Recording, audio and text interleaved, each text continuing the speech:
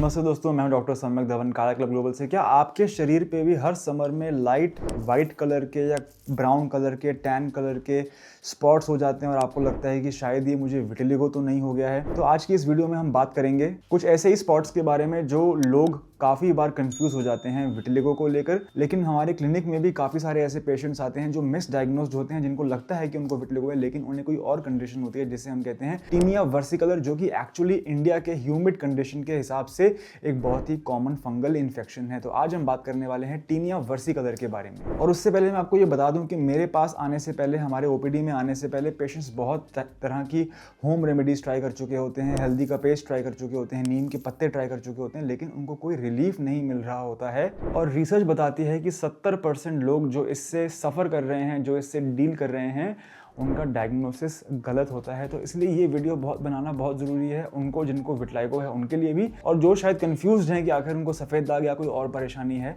उनके लिए भी।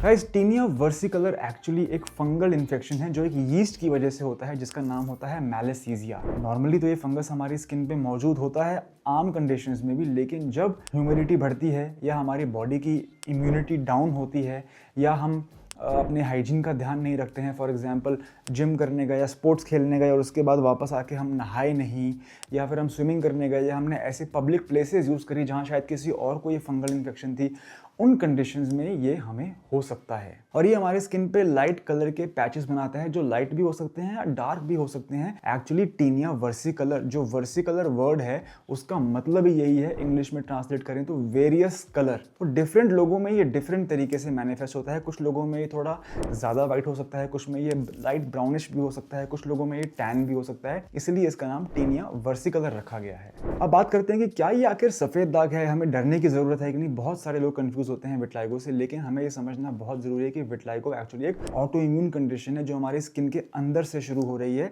जो हमारे खून में से शुरू हो रही है, राइट। दैट इज विटिलिगो, जिसमें कि हमारे ही इम्यूनिटी के सेल्स हमारी रंग बनाने वाली कोशिकाओं पे हमला कर रहे हैं, जिससे वजह से वो मेलानिन पिगमेंट प्रोड्यूस नहीं कर पा रही। Tinea versicolor on the contrary एक फंगल इन्फेक्शन है जो कि एक फंगस की वजह से हो रहा है, जो कि स्किन के बाहर हो रहा है। वो तब होता है जब ह्यूमिडिटी बढ़ती है, हाइजीन खराब होता है, मौसम चेंज होता है, हमारा बॉडी का इम्यूनिटी डाउन होता है, जो नॉर्मली इस फंगस को डिफीट करता है। ये हम सभी की स्किन पे नॉर्मली देखने को मिलता है, लेकिन जो कंडीशंस मैंने आपको बताई, अगर ये कंडीशंस ट्रिगर हो जाती हैं तब जाके टीनिया वर्सिकलर या फिर वो फंगस और ज़्यादा ग्रो कर जाता है और ज़्यादा बढ़ जाता है।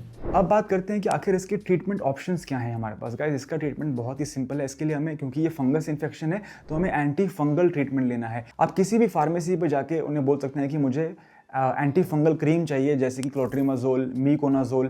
इसके अलावा मैं आपके साथ कुछ होम रेमेडीज़ भी शेयर करना चाहूँगा जो मैंने अपने एक्सपीरियंस में देखी है, जो इसमें आपको लाभ दे सकती है। नंबर 1 है टी ट्री ऑयल और नारियल तेल को अगर आप मिला लेंगे तो, बिकॉज टी ट्री ऑयल पे स्टडीज़ हुई हैं और पाया गया है कि इसके अंदर anti fungal, anti bacterial properties हैं, तो ये कुछ रोल शो कर सकती हैं आपके फंगस को किल करने में। सेकेंडली, डैंड्रफ शैम्पूज जिसमें कि सेलेनियम सल्फाइड मौजूद है, उस शैम्पू को भी आप एक बॉडी वॉश की तरह इस्तेमाल कर सकते हो। ये तो इंसानों का ही बनाया हुआ रूल है कि हमें ये शैम्पू तो बालों पे लगाना है, या ये चीज़ है तो इसको सिर्फ स्किन पे लगाना है।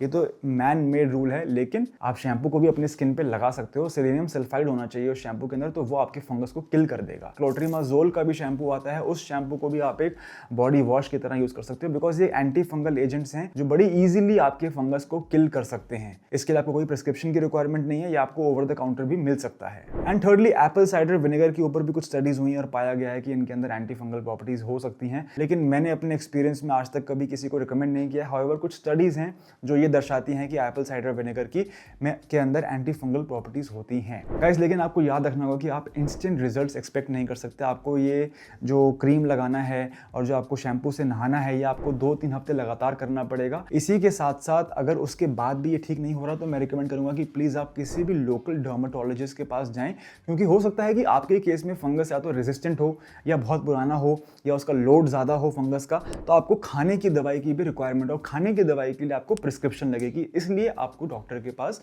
जाना चाहिए। हो सकता है कि वो आपको ओरल एंटी फंगल ट्रीटमेंट भी प्रेस्क्राइब करें साथ में लगाने के। इस तरीके से जब हम कंप्लीट केयर लेंगे अपने फंगस का, तो वो फंगस ठीक होके वापस नहीं आएगा, बिकॉज फंगल डिसऑर्डर जो होते हैं, फंगल बीमारियां जो होती हैं, वो बड़ी शैतान होती हैं, वो काफ़ी हद तक ठीक हो जाती हैं, लेकिन अगर थोड़े बहुत फंगस के कीटाणु बचे रह जाएं तो वो फिर वापस आ जाते हैं, फिर ग्रो कर जाते हैं, और इस तरह पेशेंट जो है बड़ा परेशान रहता है। उसको जो सिम्टम्स होते हैं खुजली के, वाइटनेस के, दाग के, वो कभी भी पूरी तरीके से ठीक नहीं हो पाते हैं। इन सबसे जो ध्यान रखने वाली बात है वो ये है कि ये फंगस इन्फेक्शन एक व्यक्ति से दूसरे व्यक्ति को भी हो सकता है, इसलिए इसको पूरी तरह से ठीक करना पहली बार में ही बहुत ज़रूरी है। जाते जाते गाइस मैं कुछ फ्रेंडली टिप्स आपको देना चाहूँगा कि सबसे ज़्यादा ज़रूरी है इसको प्रिवेंट करने के लिए आप अपना डेली हाइजीन मेंटेन करें। कभी भी आप किसी भी स्वेटी एक्टिविटी से बाद में वापस आते हैं तो उसी समय शावर लें, डिले ना करें, नंबर 1। नंबर 2, आप लूज कपड़े पहने, जहाँ पे आपको टाइटनेस महसूस हो, फ्रिक्शन महसूस हो, गर्मी हो, पसीना आए, that is a place where जहाँ पे फंगस ग्रो करता है। एंटी फंगल सोप्स का इस्तेमाल करें, जिससे कि हफ्ते में आप 1 या 2 बार नॉर्मल साबुन से नहाते हैं, अच्छी बात है,